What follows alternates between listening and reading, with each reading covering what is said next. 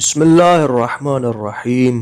مولانا طارق جمیل صاحب حال ہی میں اپنی شائع ہونے والی شاہکار کتاب گلدستہ اہل بیت علیہم السلام میں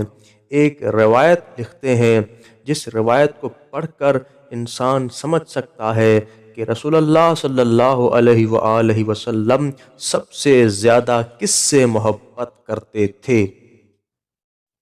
کتاب گلدستہ اہل بیت میں مولانا طارق جمیل صاحب جمیع بن عمیر کی روایت بیان کرتے ہیں کہ وہ کہتا ہے کہ میں اپنی پھوپھی کے ساتھ ام المومنین حضرت عائشہ کی خدمت میں حاضر ہوا اور دریافت کیا کہ رسول اللہ صلی اللہ علیہ وآلہ وسلم کو سب سے زیادہ کس سے محبت تھی،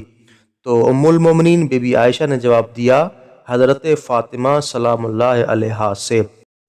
جمیع بن عمیر کہتا ہے پھر میں نے پوچھا کہ مردوں میں سرکار مصطفیٰ سب سے زیادہ کس سے محبت کرتے تھے، تو اس کے جواب میں ام المومنین بی بی عائشہ نے فرمایا،